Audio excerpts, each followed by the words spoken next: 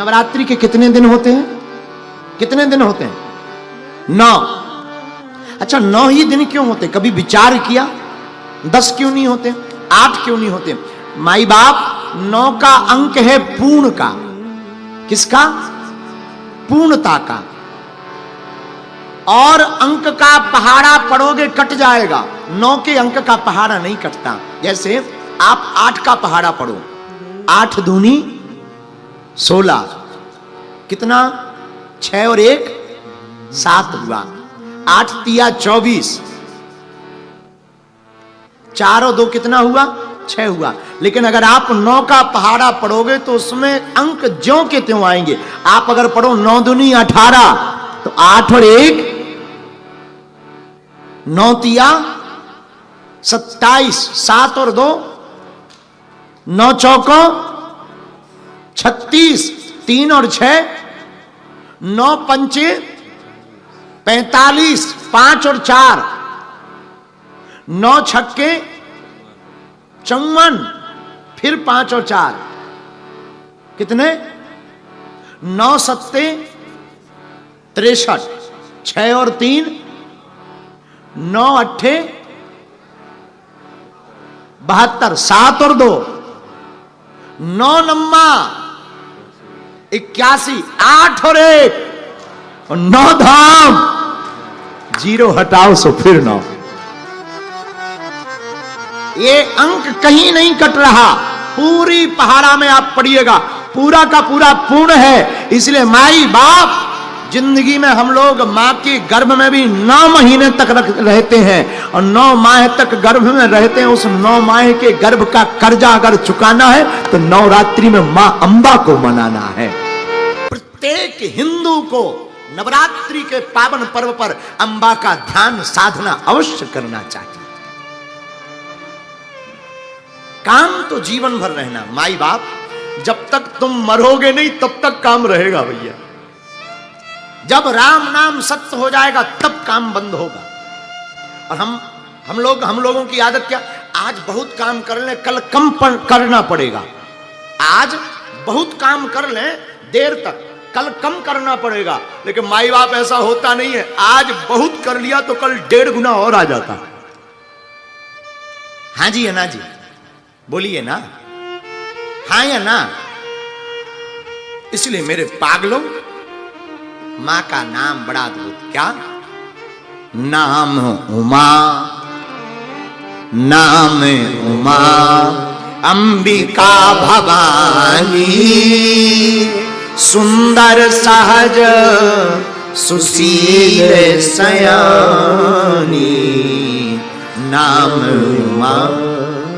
जिस प्रकार शक्ति के बिना कोई शक्तिमान नहीं होता, भक्त के बिना कोई भगवान भी नहीं होता, इंसानियत के बिना जैसे कोई इंसान नहीं होता, उसी प्रकार जैसे राम के बिना कोई हनुमान नहीं होता।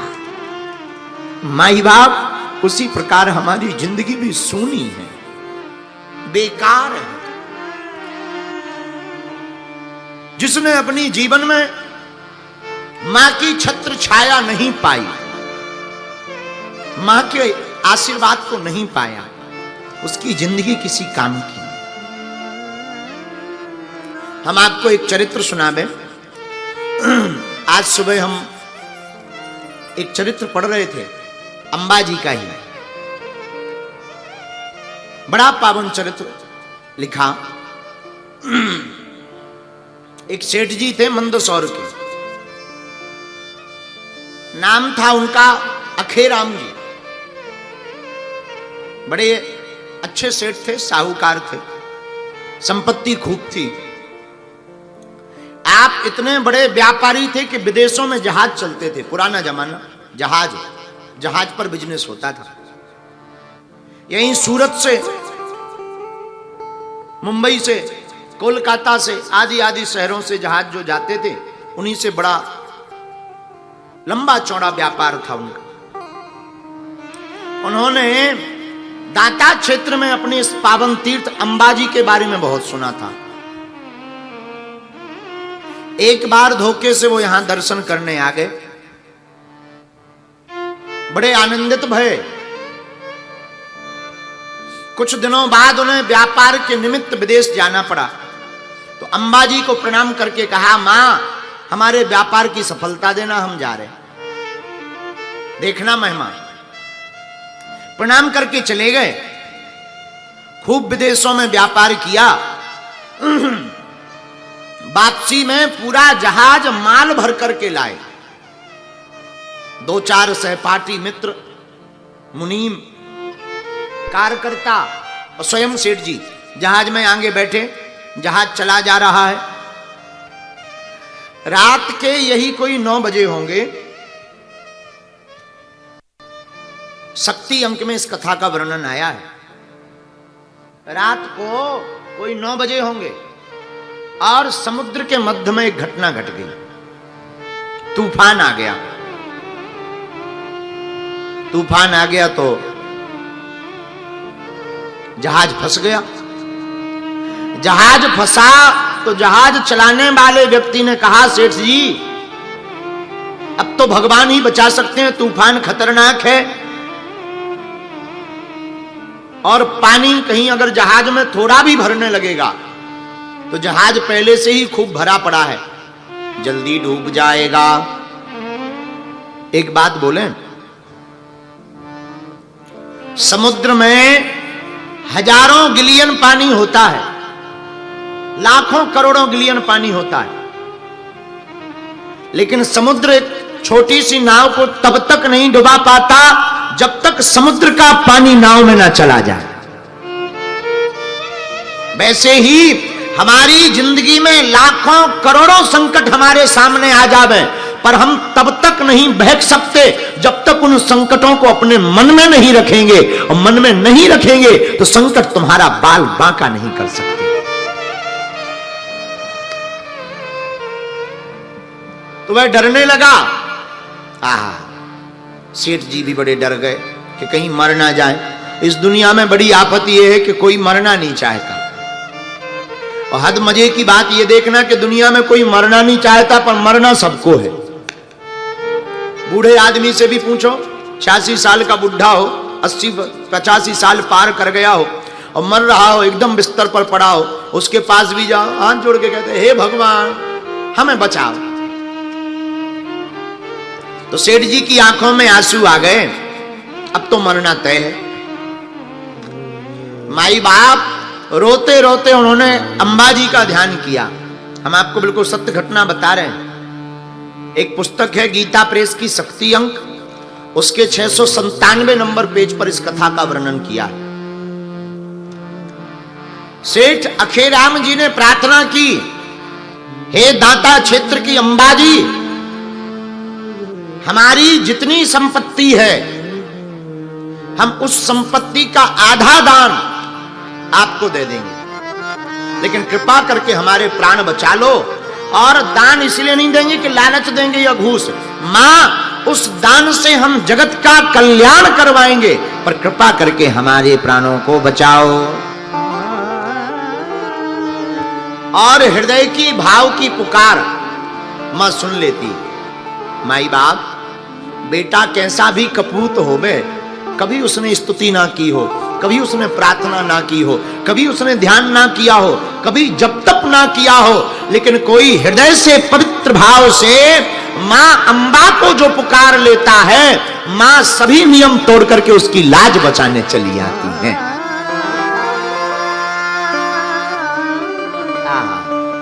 और उन्होंने सच्चे हृदय से कहा, मां हमारे प्राण बचाओ। और माता रानी से रहा नहीं गया। माता रानी की ऐसी कृपा हुई कि भगवती ने अपने त्रिशूल की नोक से पूरे जहाज को समुद्र से बीचों बीच से हटा करके फेंक दिया, और आकर के समुद्र के किनारे वो जहाज लग गया एक झटके में। सेठ जी बड़े चौंके। गुजरात में ही समुद्र के किनारे उनका जहाज लगा। तुरंत भागे भागे अंबाजी आए, जगदम्बा के दरबार में आकर के अपने संकल्प को पुजारी जी को बतलाया, महाराज हमने ऐसा ऐसा संकल्प लिया था, और पुजारी जी को पूरा वृतांत बतलाया। तो पुजारी जी बोले, हो सकता है भगवती की कृपा है, लेकिन जैसे ही पुजारी जी ने माता रानी का पट खोला तो क्या देखते हैं, भगवती की पोशाक गीली है। और इतना ही नहीं, केवल पोशाक गीली नहीं, जब उस पोशाक को लेकर के निचोड़ा गया और उस जल को जब जीभ से लगाया तो वो खारा निकला। खारा पानी आते ही श्री माता जी ने, अम्बा जी ने पूरी प्रत्यक्ष घटना स्वप्न में पुजारी जी को बतलाई। पुजारी जी बड़े प्रसन्न भये और सेठ अखेराम जी जय जयकार करते हुए अपनों घर को गए और उन्होंने माता रानी को भेंट चढ़ाई और भगवती को भेंट चढ़ा करके पूरा जीवन भगवती के चरणों में समर्पित कर दिया। साधु, नाम इनका अंबिका है, अंबा है। भगवती बड़ी दयालु है। जो भी साधक भगवती की साधना को नवरात्रि के पावन पर्व पर श्रद्धा पूर्वक करता है, ज्योत लगाता, बीज मंत्र का जाप करता, तन मन धन में से कुछ भी अर्पित कर दे, जरूरी नहीं तुम संपत्ति चढ़ाओ, मन को चढ़ाओ, अपने मन को अर्पण कर दो। हे भगवती, आज से ये हमारा सारा वैभव आपका है, हम आपके दास बन करके हैं। और जो इस प्रकार के भाव से भगवती के चरणों में जीता है, माई बाप वह रंक भी राजा बन जाता है। भगवती के दरबार में वो रंक भी राजा बन जाता। पर कुछ लोग ऐसा दान करते हैं कि राम जी बचाएं। आजकल एक सज्जन हमें मिले, बोले महाराज जी हमने इतना दान किया, भगवान की आज तक कृपा नहीं हुई। हमने कहा दान क्या किया? बोले रुपया किया। और हमारी आरती में वो चढ़ा के गए फटा हुआ 20 का नोट। हमें बड़ी हंसी आई। हमने मुस्कुरा करके कहा कि तुमने जैसे फटे हुए नोट चढ़ाए हैं दान में, भगवती भी कहीं ऐसे ही खेल तो नहीं तुम्हारे साथ कर रही? खैर ऐसा कोई भाव नहीं हमारा, हमारा ध्येय आपको बताने का है। जरूरी नहीं कि आप धन चढ़ाओ, हमारा भाव ये है कि भगवती के सामने, जब अम्बा जी के सामने आप दर्शन करने जाना तो कहना, माँ हमारे पास और तो कुछ नहीं, आज से हम ही तुम्हारे चरणों में समर्पित हो। सबसे बड़ा तेरा नाम हो शेरो वाली, ऊंचे तेरो वाली, बिगड़े बना दे तेरे काम। नाम रे हो नाम रे, सबसे बड़ा तेरा नाम हो शेरो वाली, ऊंचे तेरो वाली, बिगड़े बना दे तेरे काम रे। दोनों हाथ उठा करके बोल शेरा वाली मैया की।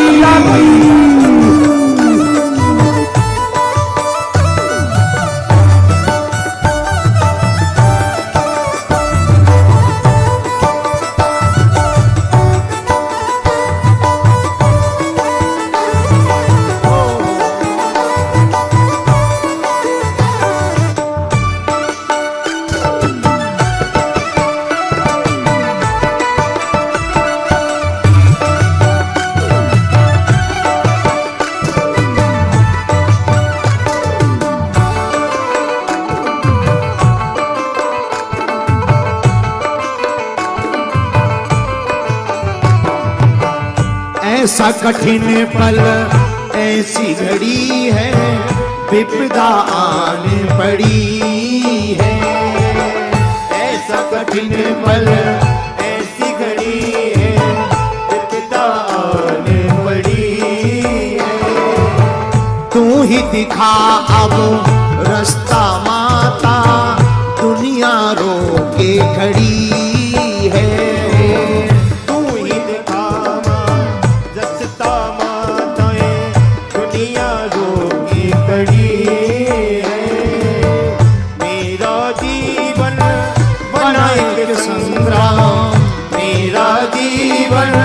बनायक संग्राम, शेरों वाली ऊंचे डेरों वाली है नाम रे। सबसे बड़ा तेरा नाम ओ शेरों वाली, ऊंचे डेरों वाली, बिगड़ी बना दे तेरे नाम रे। सबसे बड़ा तेरा नाम ओ शेरों वाली, ऊंचे डेरों वाली, बिगड़ी बना दे।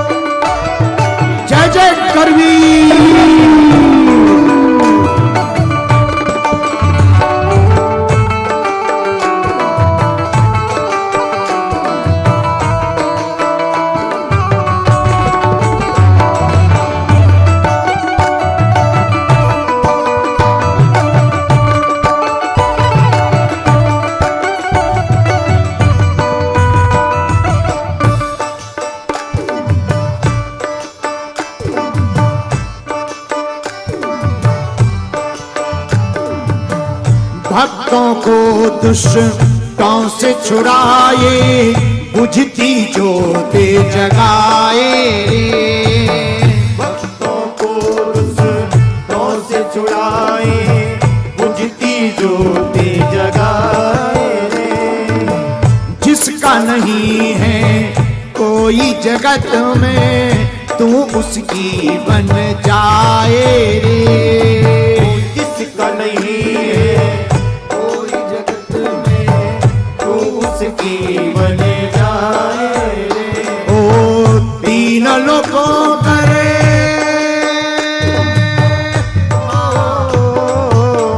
तीनों लोग करे तो है प्रणाम, तीनों लोग कहे तुझको प्रणाम। ओ नाम रे सबसे बड़ा तेरा नाम, ओ सिरों वाली ऊंचे नेरों वाली, बिगड़े बना दे मेरे नाम। नाम रे ओ नाम रे सबसे बड़ा तेरा नाम, ओ सिरों वाली ऊंचे नेरों वाली, बिगड़े बना दे मेरे नाम। नाम रे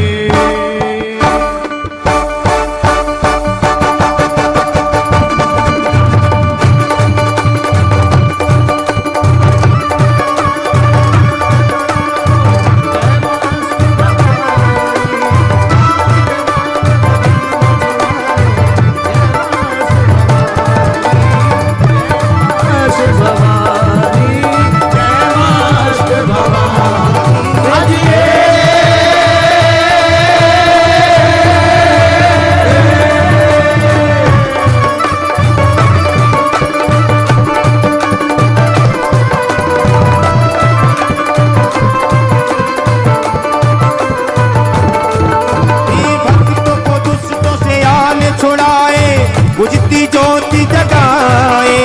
जिसका नहीं कोई जगत में मैया, उसकी तू बन जाए, उसकी तू बन जाए, उसकी तू बन जाए।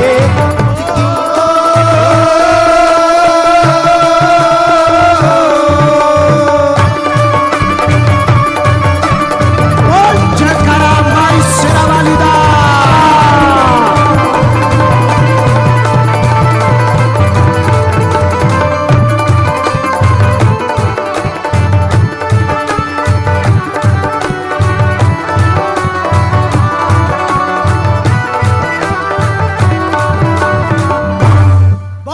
जयकारा माई शेरा वाली दा।